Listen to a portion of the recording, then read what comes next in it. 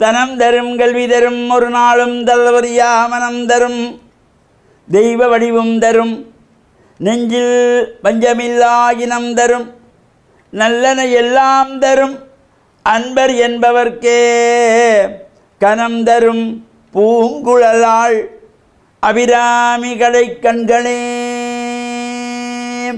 ஓம் நமச்சிவாய.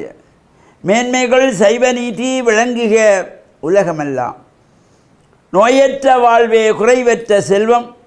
அந்த நோய் நொடி இல்லாத வாழ்வு இந்த உலக மக்கள் எல்லோரும் வாழ வேண்டும் என்று கலியுகத்தின் காந்தமலை ஜோதியாகிய சபரிமலை சுவாமி ஐயப்பனுடைய திருவடிகளை சிறந்தாழ்த்தி டான் தமிழொலி ஓம் தொலைக்காட்சி நேயர்கள் அனைவருக்கும் சர்வதேச இந்து மத குருபீடம் அகில இலங்கை சபரிமலை ஸ்ரீ சாஸ்தாபுரத்தின் சார்பில் இனிய வணக்கங்களும் நல்லாசிகளும். இன்றும் மங்களகரமான குரோதி வருஷம் வைகாசி மாதம் 27ஆம் நாள் 9/6/2024 ஞாயிற்றுக்கிழமை. இன்று மலர்ந்திருக்கின்ற இன்றைய பொழுதும் நம் எல்லோருடைய வாழ்விலும் எல்லா விதமான சிறப்புகளும் வெற்றிகளும் கிடைக்க இறையருளும் குருவருளும் பூரணமாக நிறைய வேண்டும் என்று பிரார்த்தித்து இன்று பானுவாரம் என்கின்ற ஞாயிற்றுக்கிழமை சூரிய பகவானுடைய வழிபாட்டுக்கு ஒரு சிறப்பான நாள். இந்த விடுமுறை நாளிலாவது நாம் இந்த அதிகாலையிலே எழுந்து சூரியன் உதிக்கின்ற பொழுது அந்த சூரியனை நமஸ்காரம் செய்யணும். பிரத்யக்ஷ தெய்வமாகிய சூரியனை காலை வேளையிலே உதிக்கின்ற பொழுது நமஸ்காரம் செய்தால் எல்லா நன்மைகளும் நமக்கு ஏற்படும்.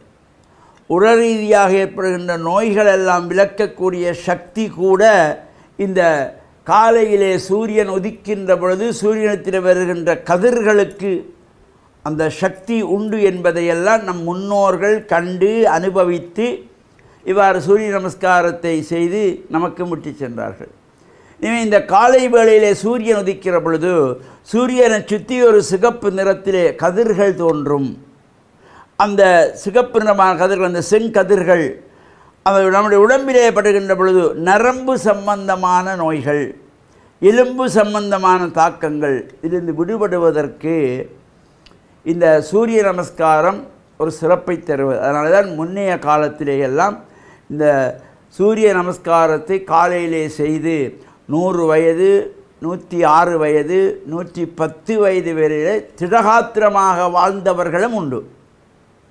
எனவே இந்த நோய் நொடிகளை தீர்க்கக்கூடிய சக்தி இயற்கையிலே பிரத்யக்ஷ தெய்வமாக தோன்றுகின்ற சூரியன் பிரார்த்தனையிலே இருக்கிறது. எனவே இந்த ஞாயிற்றுக்கிழமையிலாவது சூரியனை நாம் காலையிலே எழுந்து நமஸ்காரம் செய்ய வேண்டும். அதற்காக 9 மணி 10 மணி கிளம்பி நமஸ்காரம் பண்ணுறதில்லை. சூரியன் உதிக்கின்ற வேளையிலே அந்த 5 மணி 55 நிமிஷம் முதல் 6 மணி 7 நிமிஷத்துக்குள்ளே இந்த சூரியன் உதிக்கின்ற நேரத்தில் பிரத்யக்ஷமாக தெய்வமாகிய சூரியனை வழிபாடு செய்கின்ற பொழுது அந்த செங்கதிர்கள் நம்முடைய உடம்பிலே பட வேண்டும். இதனால தான் முன்னைய காலத்திலே எல்லாம் இந்த பிறந்த குழந்தைகளை கூட எண்ணெய் பூசி உடம்பெல்லாம் எண்ணெய் பூசி வெறும் தரையிலே இந்த காலை வேளையிலே கிடத்தி விடுவார்கள். அந்த சூரிய ஒளி கதிர்களெல்லாம் இந்த குழந்தைக்கு பட வேண்டும். அந்த குழந்தைக்கு வளர்ச்சி, நரம்புகள், எலும்புகள் எல்லாம் நல்ல திடகாத்திரமாக அமைவதற்காக நம் முன்னோர்கள் இந்த குழந்தைகளை எல்லாம் இவ்வாறு பெற்றோர்கள் சூரியனுடைய ஒளி கதிர்கள் படுகின்ற அளவிலே கிடத்தி வைத்தார்கள்.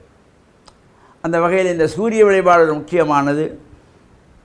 நாம் ஆலயத்திலே சென்று இஷ்ட தெய்வங்கள் குலதெய்வங்களை வழிபாடு செய்து நவக்கிரகங்களுக்குள்ளே நடுநாயகமாக வீற்றிருக்கின்ற சூரிய பகவான், இந்த 7 குதிரைகள் பூட்டப்பட்ட ரதத்திலே சூரிய பகவான், அந்த சூரிய பகவானுக்கு சிகப்பு மலர்களாலே அர்ச்சனை வழிபாடுகள் செய்கின்ற பொழுதும் எல்லா விதமான சிறப்புகளும் வெற்றிகளும் கிடைக்கக்கூடியது. நாளைய தினம் திங்கட்கிழமை இந்த 63 நாயன்மார்களுடைய பெருமைகளை சிறப்புகளை எல்லாம் பெரிய புராணம் என்கின்ற சிறப்போடு தந்த சேக்கிழார் பெருமானுடைய குரு பூஜை நாள். அதேபோல்